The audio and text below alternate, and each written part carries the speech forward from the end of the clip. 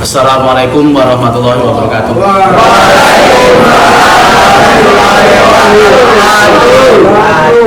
Alhamdulillah wa syukurillah la haula wa la quwata illa billah.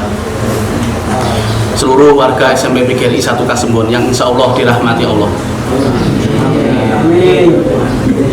Semua orang ketika pergi atau keluar dari rumahnya pasti telah menentukan tujuan kemana dia akan melangkah. Misalnya ketika kamu keluar rumah mau ke sekolah atau mau ke rumah teman, pasti sudah memiliki tujuan kemana kita akan pergi. Hal ini bisa juga dipastikan bahwa seseorang yang kalau keluar rumah kok tidak punya tujuan dia mau kemana, pasti langkah kakinya akan kebingungan, akan terlunta-lunta. Pasti dia harus pokoknya jalan, kan seperti itu. Nah, begitu pula dengan kehidupan kita.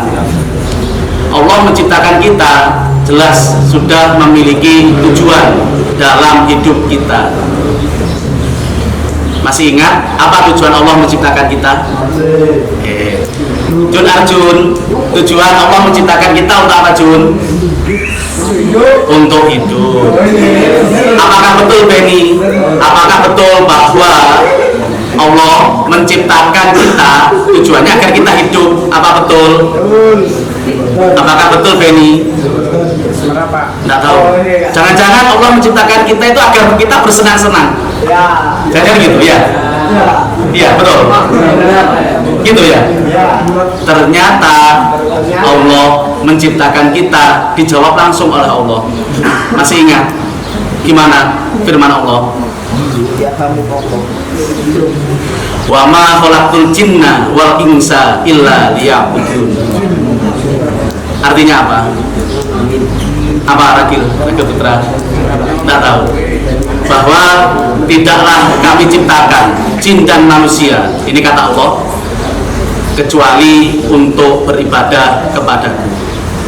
Jadi tujuan kalian diciptakan adalah untuk beribadah kepada Allah Subhanahu wa Ta'ala.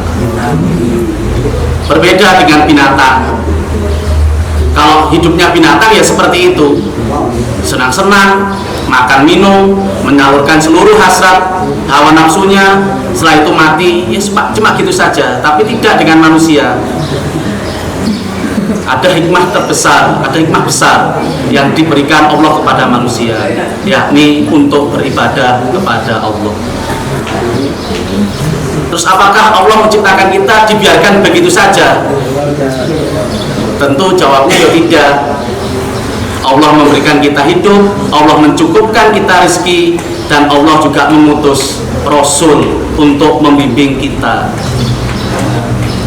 Siapapun yang mengikuti apa yang diperintahkan, apa yang dibawa oleh Rasul, insya Allah ganjarannya adalah surga. Dan siapapun yang menselisihinya itu berarti menolak kebenaran yang dibawa oleh Rasul, maka ganjarannya adalah neraka. Loh Pak, saya sudah Islam Pak, berarti saya sudah mengikuti Rasul. Ya belum tentu. Sholat enggak, puasanya bagaimana? Loh, itu kan perintah yang dibawa oleh Rasul. Jadi jangan harap, oh, saya sudah Islam Pak, tapi sholat puasa bolong-bolong, ini gimana dapat 2 nih. Jadi ya itulah tujuan kita hidup di dunia, dan Allah tidak membiarkan begitu saja kita hidup di dunia. Diutuslah seorang Rasul untuk membimbing kita, untuk membawakan kabar gembira buat kita. Dan barang siapa yang mengikuti Rasul, maka ganjarannya adalah surga. Dan siapapun yang menselisihnya, siapapun yang menolak kebenaran yang dibawa oleh Rasul, maka jelas ganjarannya adalah neraka. Terus ada yang protes, lupa saya itu sudah puasa, sudah sholat. Teman saya itu loh, ada yang nggak sholat, ada yang nggak puasa, hidupnya enak-enak saja, sehat walafiat. Ada yang pernah berpikir kayak gitu?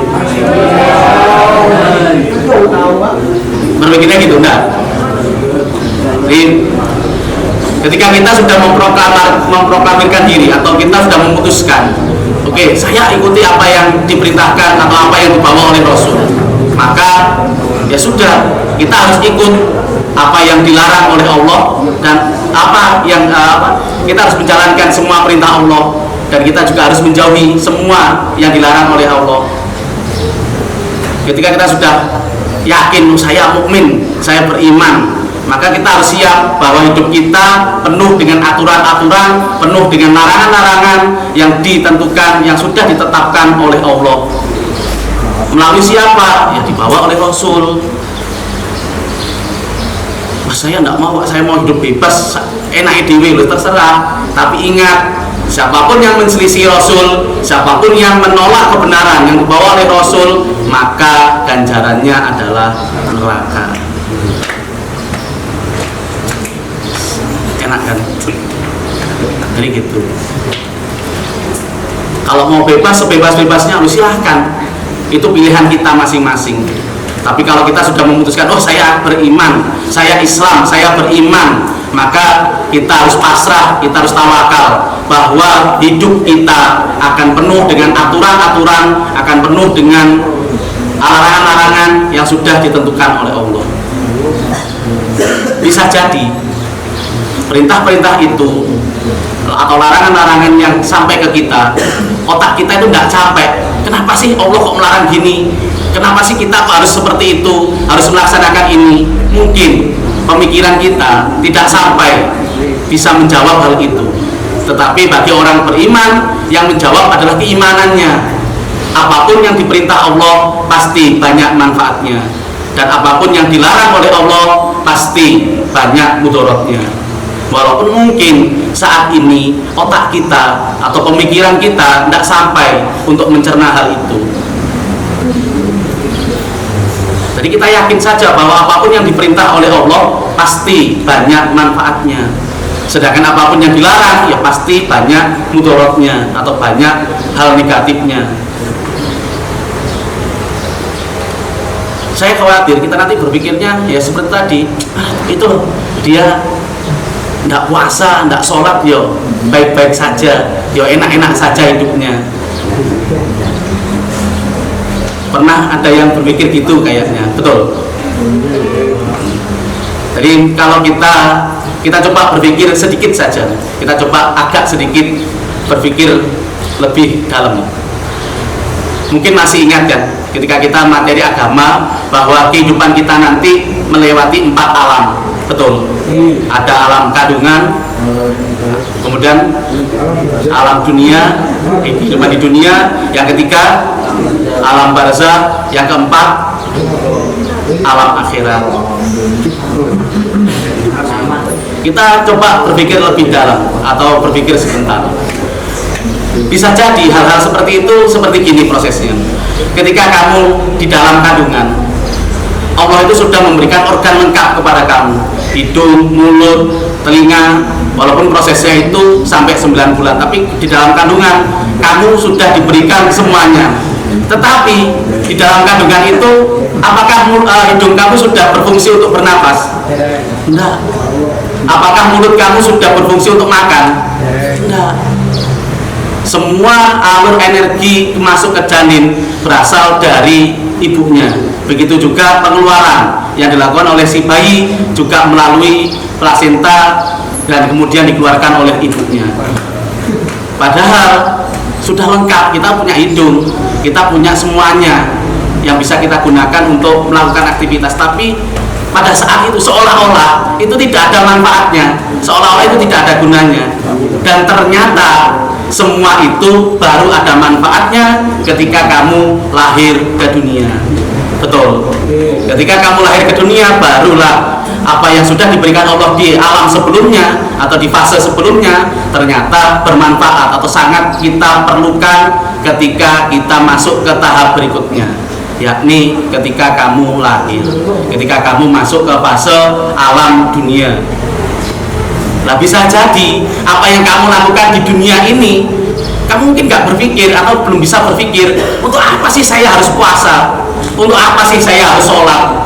Untuk apa sih saya harus melakukan ini? Untuk apa sih saya dilarang ini? Mungkin itu tidak bisa kamu cerna atau belum bisa kamu pikir. Pikiran kita tidak sampai ke level itu. Tapi yakinlah, tapi imanilah bahwa apapun yang kamu lakukan di dunia ini pasti suatu hari nanti akan ada manfaatnya di fase kehidupan berikutnya. Sama seperti kita buat analogi tadi, hidung kamu itu sudah ada sejak kamu di rahim ibumu, mulut kamu juga sudah ada ketika kamu di rahim ibumu, semuanya, kaki kamu, tangan kamu, semuanya sudah ada. Tapi apakah saat itu bisa kita pergunakan? Kan seolah-olah kayak tidak ada manfaatnya gitu kan. Nah, bisa jadi saat ini puasa kita, sholat kita, untuk apa sih kita sholat? Kita daripada sholat terus kita ngarit itu sudah dapat satu bongkok itu. Betul gitu. Kita ngarit, kita kerja apa itu sudah dapat sesuatu. Kalau mau sholat bareng, buat apa puasa? Kayak seolah-olah tidak ada manfaatnya di kehidupan kita saat ini. Tapi ingat, bisa jadi sama seperti yang kita bahas sebelumnya. Bisa jadi seolah-olah ini tidak ada manfaatnya di sini. Tetapi ingat, fase kehidupan kita masih ada fase kehidupan berikutnya. Bisa jadi sesuatu yang tidak ada manfaatnya. Bisa jadi yang seolah-olah itu nggak ada manfaatnya di fase kehidupan ini, ternyata sangat besar manfaatnya di fase-fase hidup berikutnya. Jadi kalau sekarang sudah saya mau hidup bebas saja, tidak mau terkekang, puasa ya silahkan puasa lomes, nggak enak, kita habis energi, apalagi sudah tinggal beberapa hari. Yang puasanya full dari 1 sampai hari ini, saya yakin pasti maunya tidur saja, betul. Puasa itu berat, apalagi kalau 30 hari ya berat. Hari-hari ke-20 ke atas itu pasti sudah cadangan energi dalam tubuh kita sudah habis, mungkin tinggal sedikit. Oleh karena itu kita mungkin lemes terus itu, sehingga kita bisa enak puasa, seger terus.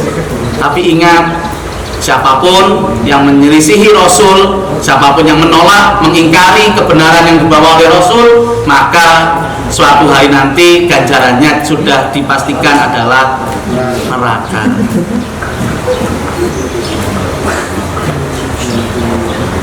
Oke, mungkin itu yang bisa kita sampaikan.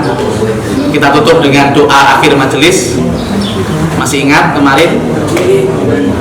Bismillahirrahmanirrahim. Subhanakallahumma wa bihamdika asyhadu an la ilaha illa anta astaghfiruka wa atubu ilaik.